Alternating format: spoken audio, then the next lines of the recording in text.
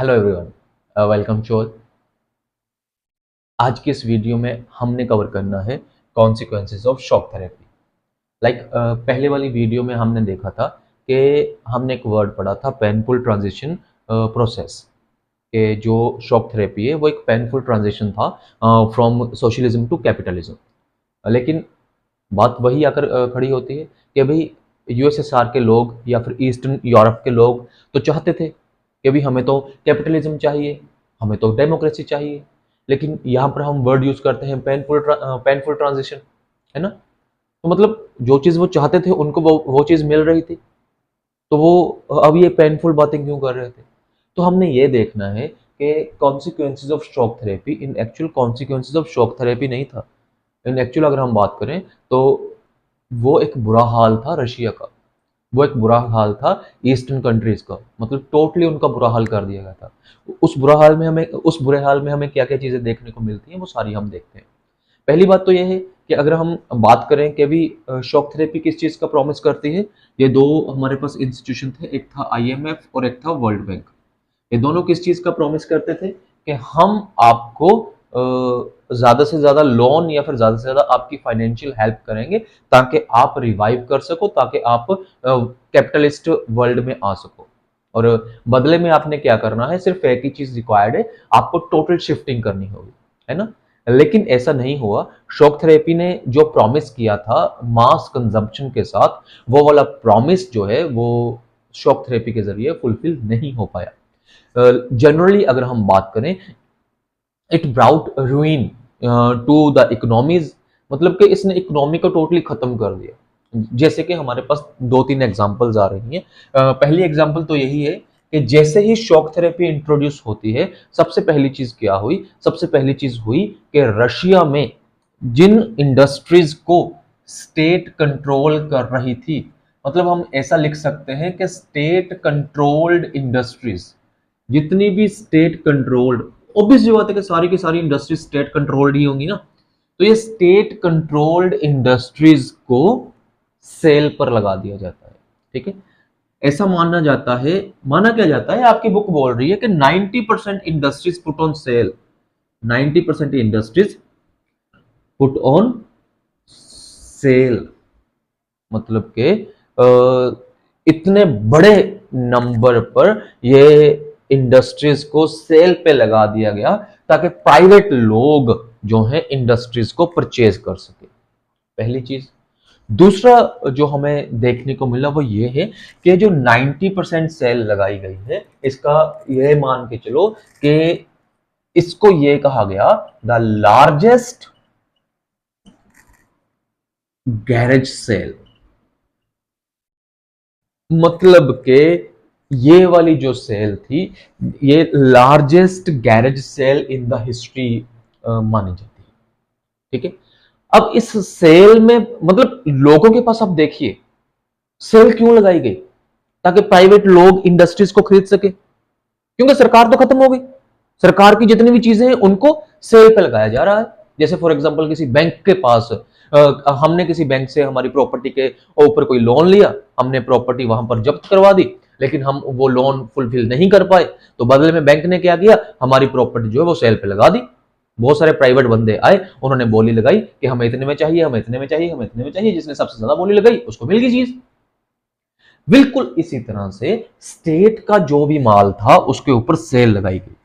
अगर हम only industries की बात करें तो 90% इंडस्ट्रीज को सेल पर लगाया गया, जो कि इतिहास की दुनिया की सबसे बड़ी सेल मानी जाती है। और कमाल की बात यह थी कि लोगों के पास इतना पैसा नहीं था कि वो इस सेल में से इंडस्ट्रीज को, मतलब इन सभी चीजों को खरीद सके। तो हुआ क्या, हुआ ये कि जितने भी सिटीजन्स ने पार्टिसिपेट करना था सेल में, उनको एक वाउचर दिया जाता था कि आप इस वाउचर के जरिए आप सेल में पार्टिसिपेट कर सकते हो, मतलब वो वाउचर खरीदना होता था। मैक्सिमम लोगों ने वो वाउचर आगे और लोगों को ब्लैक में बेच दिया ताकि इनको पैसा मिल सके, ताकि इनको मनी मिल सके for survive the vouchers in the black market because they needed the money. मतलब इतना हमें जो है देखने को मिला, दुख दर्द कह लो या फिर एक पेनफुल ट्रांजिशन कह लो। इसके बाद हमारे पास अगर हम फोर्थ चीज देखें, नेक्स्ट हमारे पास आ रहा है कि जो रूबल की वैल्यू थी। अब ये रूबल क्या है? जो रूबल की वैल्यू थी, ये है guys currency of Russia, of Russia. जो रूबल की वैल्यू थी वो टोटली डिक्लाइन कर दी गई थी या डिक्लाइन हो गई थी। इसके बाद the rate of inflation was so high, गरीबी का या फिर महंगाई का जो रेट है वो काफी इतना ज्यादा हाई था कि लोगों ने अपने घरों में जितनी भी सेविंग करके रखी हुई थी वो सारी की सारी खत्म हो गई। हम सोचते हैं ना कि यार कई कई बार हम थोड़े बहुत पैसे बचा कर रख लेते हैं कि बुरा वक्त आएगा तो हम ये पैसा यूज करेंगे। मतलब कि लोगों के ऊपर इतना ज्यादा बुरा वक्त आया कि उनकी सारी की सारी सेविंग जो है वो खत्म हो गई।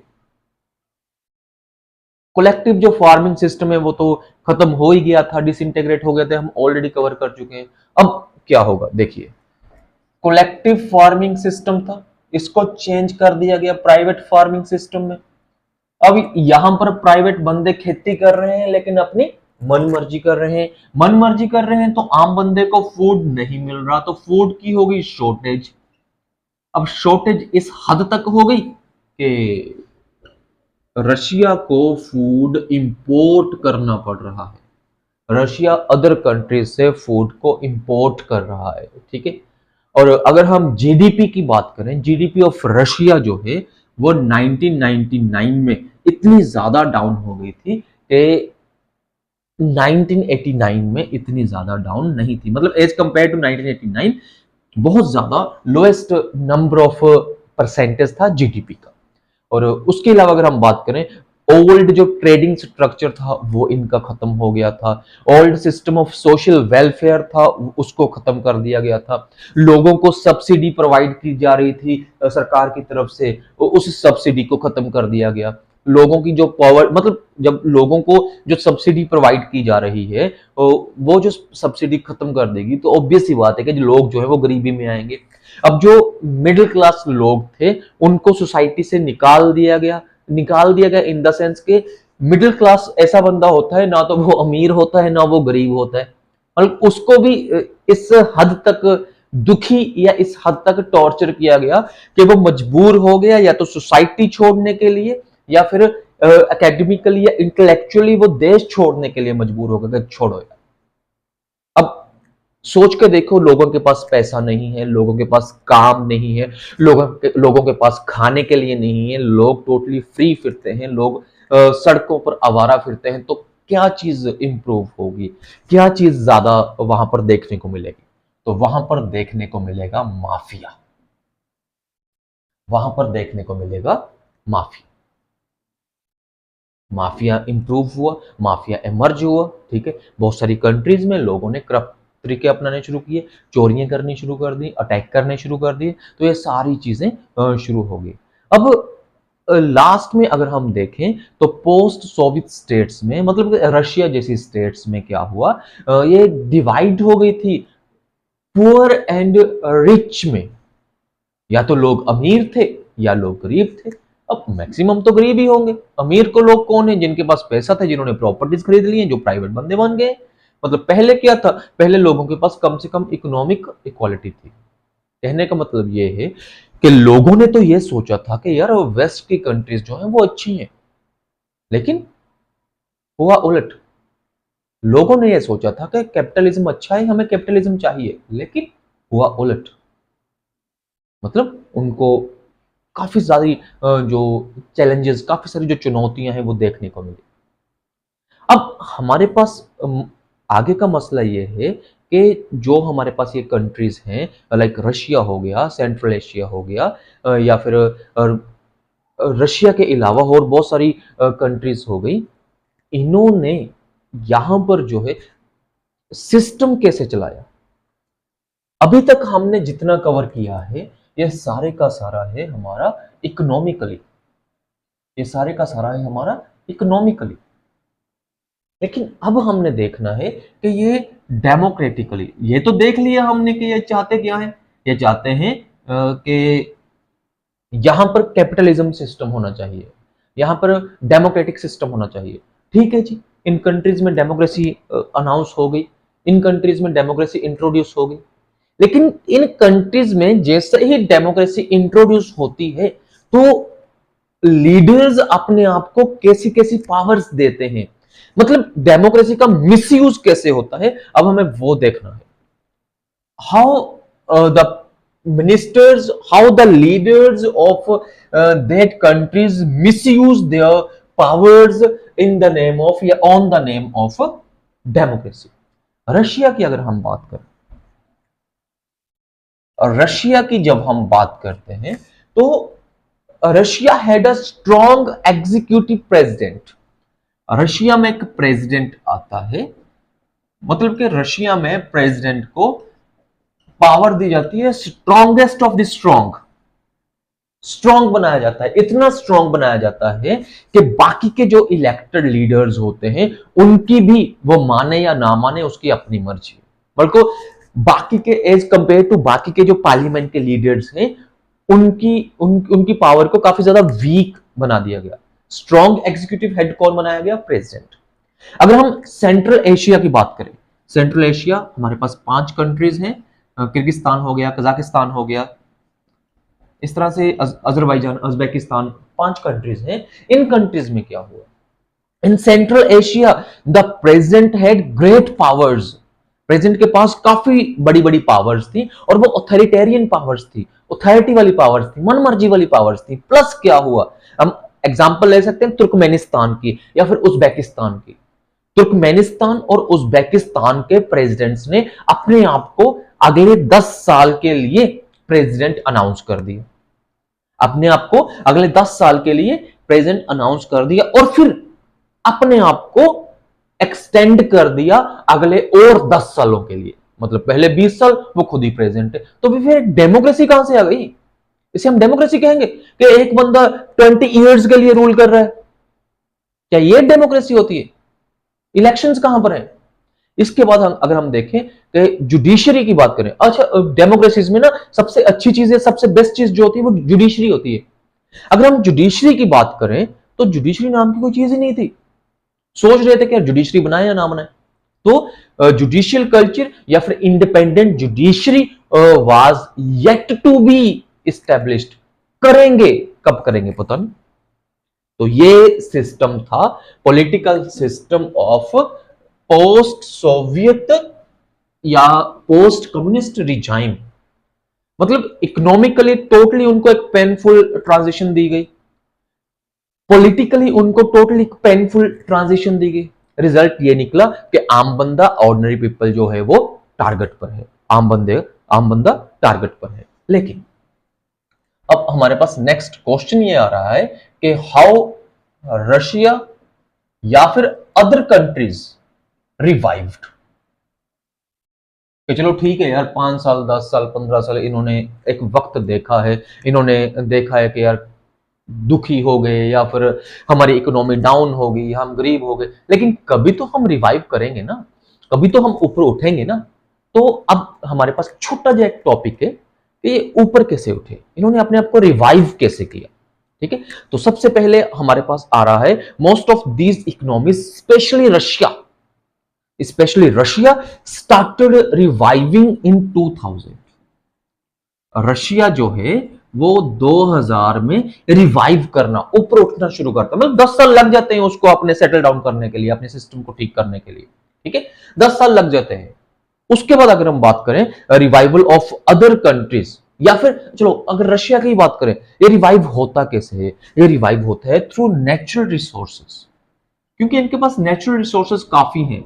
और ये नेचुरल रिसोर्सेज लाइक ऑयल हो गया, लाइक नेचुरल गैस हो गई, लाइक मिनरल्स हो गए। ठीक है, इनको ये एक्सपोर्ट करना शुरू करते हैं, इनको ये बाकी कंट्रीज को बेचना शुरू करते हैं। लाइक हम अजरबैजान की बात करें, और हम कजाकिस्तान की बात करें, हम रशिया की बात करें, हम तुर्कमेनिस्तान की बात करें, हम उज्बेकिस्तान की बात करें, इनके पास major oil and gas production है। तो ये गैस और मेजर ऑयल जो है वो उसको प्रोड्यूस करते हैं, उसकी वजह से ये रिवाइव होना शुरू हुए। अदर कंट्रीज की बात करें, अब देखिए अदर कंट्रीज ने मतलब कैसे रिवाइव किया, बड़ी कमाल की चीज है ये। अब देखिए फॉर एग्जांपल ये है रशिया, रशिया ने यहां किसी कंट्री में कुछ बेचना है, कोई ऑयल बेचना है। अब ये ऑयल अगर तो डायरेक्टली जहाजों के जरिए, एरोप्लेन के जरिए, थ्रू रोडवे, अगर ये एक जगह से दूसरी जगह लेकर जा रहे हैं तो खर्चा बहुत आएगा, ट्रांसपोर्टेशन का खर्चा बहुत आएगा।